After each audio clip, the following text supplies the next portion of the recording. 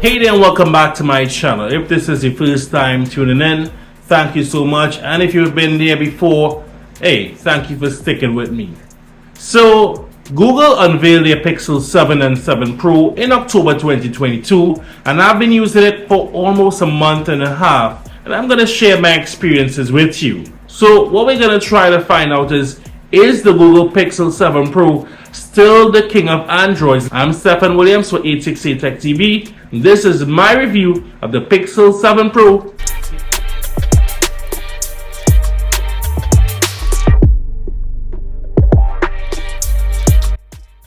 The first thing you will notice when you get your hands on the Pixel 7 Pro is how premium it feels in your hands. The curved screen slopes into the aluminum frame, which seamlessly contours into the glass back. The camera bar, whether you love it or hate it, seems to melt into the frame of the phone. There are still some who are skeptical about the camera visor, as well as the change from glass to a metal camera bar, which does seem to pick up scratches more easily, but on the plus side, it's less likely to crack or break if dropped. It also provides a nice resting place for your fingers when holding the phone. It is a solidly built phone, but that smooth back makes it quite slippery. I would highly recommend getting a case to protect your investment. The Gorilla Glass Victor's protected back is also quite shiny and thus attracts lots of smudges and fingerprints. The lighter color, like the snow that I have, definitely does an excellent job at hiding any fingerprints or smudges. The aluminum frame isn't glossy and doesn't attract fingerprints as well. It's more of a muted finish. The volume rocker and power buttons are now thankfully lower than last year's models, which is a welcome design change. I would have liked to see the return of the accent power button though, just something for Google to think about. Like most premium phones, the Pixel 7 Pro is IP60 dust and water resistant, so you can take it for a swim if you dare. The SIM tray on the left is a nice touch, away from any possibility of sticking your SIM tool in the wrong hole. And while the two speaker grills at the bottom of the phone are a bit misleading because there's actually only one bottom-firing speaker, it's okay because the actual song is coming out of the correct side. I'll explain further on in the review. Google hasn't always been known to have great screens, and while the display in the Pixel 7 Pro is good, it's far from the best, especially when compared to other Android phones in its price bracket. The 6.7-inch AMOLED panel leaves a lot to be desired. Firstly, it is an LTPO panel, so it's supposed to have a variable refresh rate, but in my usage, it never went below 60Hz. There isn't much in the way of tweaking your color settings either. There are only two options, adaptive, which basically just brightens up your display, or natural. Watching movies, reading, or just browsing through social media, however, is still quite pleasing on the eyes. After all, it is an AMOLED panel. Content looks sharp, especially if you set it to QHD, which for some reason is not on by default when you take it out of the box. Just something to note. Where Google often tends to lose the display wars is in two categories: dimness and peak brightness.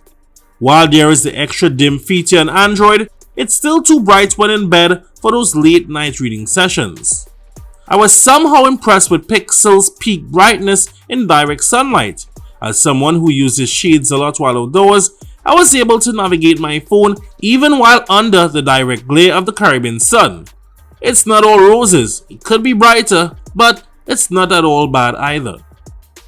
One area where the Pixel 7 Pro definitely excels is in the audio department. The phone is equipped with a dual stereo speaker setup, and they do not disappoint. Now, as I mentioned earlier, the placement of the bottom-firing speaker is great. It allows you to grip the phone properly when gaming or consuming media without disturbing the sound or blocking it.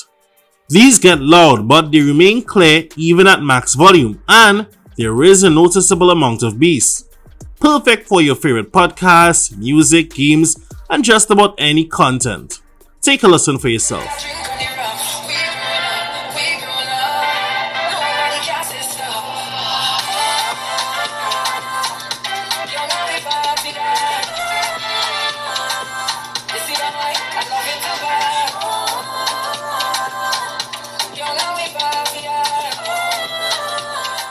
Like most premium phones nowadays, the Pixel 7 Pro does not come with a charging block in the box.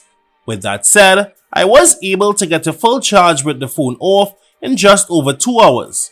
That's with a 25-watt adapter. There is also wireless charging, which can take about an extra half an hour to an hour on top of the 2 hours. I do love the adaptive charging that trickle charges your phone and will bring it to a full charge just when you expect it to be up to start your day. Enough about charging speeds. What you really want to know is, does the battery last? And I am happy to announce that yes, it does. I get a solid 7 to 7.5 hours of screen on time daily. That's with my ultra heavy user habits, not recommended for anyone. If you're like me, you will have to top up later on in the day to ensure this takes you to bedtime. If you're a light to moderate user, then you can easily get a full day and a half or even 2 days out of this battery. Reverse wireless charging, or power share some may call it, is also on board for those emergency cases. When it comes to unlocking your device, you have a few options. You can set your pattern or your pin, you can use a slightly improved optical fingerprint reader, or the all-new face unlock, which isn't as secure as the others, but it can help you out if you're in a pinch. Pixels have always been known to be the best Android experience on any phone, and performance on the Pixel 7 Pro is no different. Well, at least for the most part. The 120Hz refresh rate definitely adds to the already stellar performance, which handles most situations without a hitch. Powering this mammoth phone is the latest Google Tensor G2 processor, and while it isn't a huge leap forward on paper from the Tensor G1, it definitely adds some improvements. Opening apps, scrolling social media, and surfing the web are all silky smooth as expected. It's only when put under heavy pressure that you see the real limitations of the G2. While my experience has been mostly good, sometimes apps just refuse to open, and even when in an app, you will get the occasional stutter and app crash. There were a couple times when my phone just flat out stuck and nothing I did could make it work. I would just have to wait it out. For a phone with 12 gigs of RAM on board, this phone refreshes apps way too much if you're switching between apps constantly. When it does work well, I doubt there are many, if any at all, smoother Android phones in the market than a Pixel 7 Pro. Now, gaming on the Pixel 7 is also quite good, surprisingly. Remember, this phone isn't using one of the latest Snapdragon or Dimensity chips.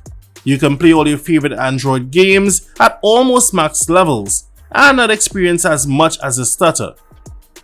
One of the main reasons I would recommend you get a Pixel device is because of the software experience.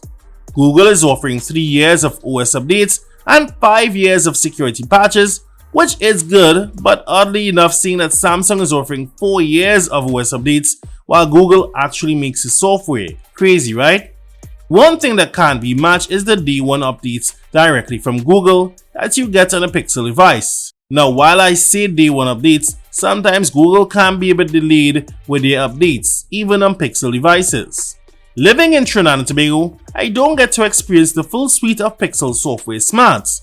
Most of the more fun perks of owning a Pixel is reserved for the US and North America. If you're coming from another Android phone like a Samsung or Xiaomi, there will be some software functions you will miss that's not to be seen on the Pixel. With that said, I'll go through a few of my favorite software features and tricks on the Pixel. I'll start with the back tap option. You can find it in gestures, and this is a cool feature which allows you to launch an app or feature with just 2 taps on the back of your phone. You can launch your assistant, take a screenshot, or as I have it toggled, to turn on my flashlight. It just comes in handy and is one of the first things you should try on the Pixel. One of the more powerful software tools Pixels can boast about is the speech-to-text recognition. Just take a glimpse of the awesome speech-to-text input made possible by Google's Tensor. One of the best features of Google's Pixel 7 is its voice dictation and voice recognition, as you can see in this example. It doesn't stop there. There's also the live translate, which is good for when you're traveling to a foreign country or if you're trying to understand what the heck they're just saying on TV. And there's a live transcribe. If you're watching a movie or show or listening to a podcast that's not in your native language, you can have it translated to you in real time. And if you ever forget to Shazam a song, Google always has your back with its own version always working in the background. You can't have a Pixel and not try these next two features, which Google has just rolled out to all the Pixel devices. Yes, I'm talking about Photo on Blur and Magic Eraser. Now while the two aren't perfect, you can see just how interesting they are, and I'm sure they can only get better. Now it's on to the most popular hardware and software features on any Pixel phones, the cameras. Pixel 7 Pro is equipped with a triple camera system on the back, a 50 megapixel main camera, a 48 megapixel 5x optical zoom telephoto lens, and a 12 megapixel ultra-wide camera with autofocus. On the front, you have a 10.8 megapixel selfie camera. You can shoot up to 4K 60 with all cameras. Quite impressive. Before we get into what the actual output looks like, there are a couple things I don't like about Pixel's camera system. One, whenever you exit the camera app and you open it again, it automatically goes back directly to the standard camera 1x mode. You cannot set the camera to open up in the last format you had it. And two, there is no Pro mode. Now while for most people this isn't an issue, I think even with Pixel's impressive processing power, some persons would like a Pro mode for photos and videos so they can get the exact settings they want. You can change some settings like contrast and white balance, but that's not enough to get the exact look you're looking for.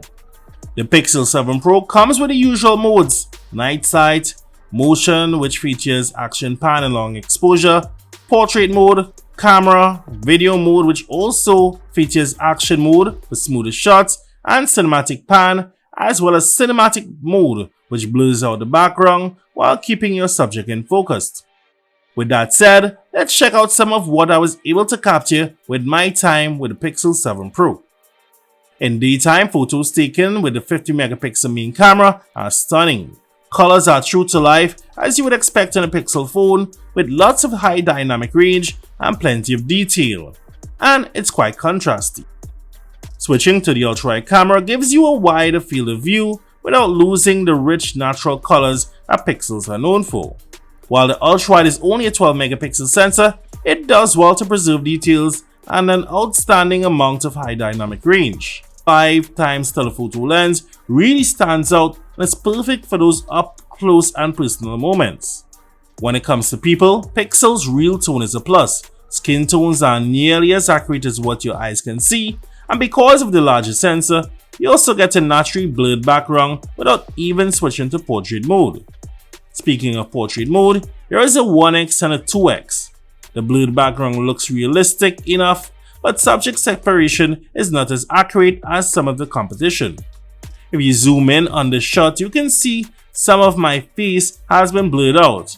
I'm also not a fan of this extra zoomed in 1x and 2x portrait mode. Google needs to fix that. At night, this is where Google's computational photography shines through. Even without night sight, photos are more than usable. They have good details, even in the shadows, and there isn't too much noise. When things get really dark, night sight kicks in. It not only brightens up the darkest scenes, but it literally brings them to life. When taking photos of people in low light, the quality definitely drops. Colors are accurate, but detail is lacking. When it comes to low light portraits, it gets even worse. Subject separation is really hit or miss, though the background blur is excellent. The Pixel 7 Pro can shoot up to 4K at 60 frames per second. These videos were shot at 30 frames per second and are some of the best you will see on any smartphone. The true-to-life colors and wide dynamic range with Google's contrasty rendering is excellent. Even on the ultra-wide lens, videos are exceptional. Even videos from the 5x telephoto lens are right on point with the colors. I'm also quite impressed with the stabilization. At night, 4K videos from all three cameras are very good. There is more than sufficient amount of details, little noise, and it handles different light sources well for the most part. I'm thoroughly impressed. Even the telephoto lens performs well. Flipping things around to the 10.8 megapixel selfie camera, the one thing lacking is autofocus.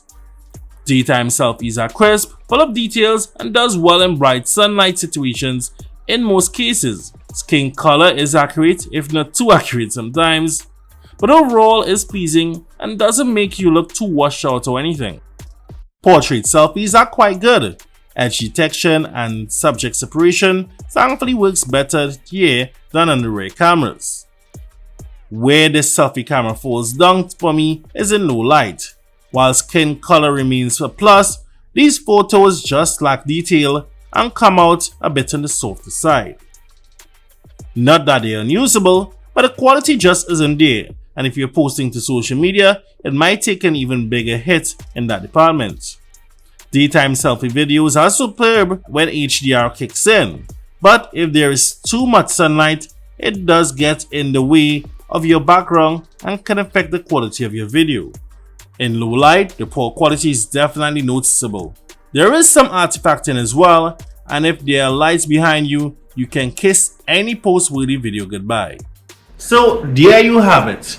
That was my experience with the Pixel 7 Pro. I've had this phone, as I said, for almost a month and a half, and I must say generally it has held up well. It is a smooth phone at 120Hz refresh rate, just smoothens out already smooth and silky Android system. The cameras are great for photos. They're pretty good as well for videos, and overall performance has been fine. My only issue is that Android 13 on a Pixel phone or Android on a Pixel phone is just too plain. There's some stuff that I do miss from having a Samsung phone or even a Xiaomi phone. I haven't tried Oneplus that much yet, but I'm sure there will be some aspects there that I am missing. The likes of the edge panel, floating windows, even your secure folder, which there's something like that on the Xiaomi phone. There is something similar in the Pixel, but it's just not quite there. Now, will I use this as a daily driver? Sure, but my personal preference would probably go towards a Samsung or Xiaomi, and I might more lean towards a Samsung just because it's more universally used, especially where I'm based here in Trinidad and Tobago. But if you're on the market for a flagship phone with great cameras, very good battery life actually, and decent performance, I think the Pixel 7 Pro is right up your alley. The price is great, especially considering if you put it up against the new S23 lineup. Xiaomi phones might be a little cheaper and you might get a bit more, but for the price and for what you're getting, you can't go wrong with a Pixel 7 Pro. Alright, so thank you for watching this one. We have lots more videos coming for you very soon. Thank you for watching. Remember to hit the subscribe button so you never miss another video, and it really helps the channel as well. Don't forget to give me a like, give me a thumbs up, and leave your comments below. Let me know your thoughts on the review, and if you have a Pixel phone or thinking about getting one, let's have a little discussion down there in the comments. Until the next one, I'm Stefan for 868 Tech TV. Be safe everyone, be safe.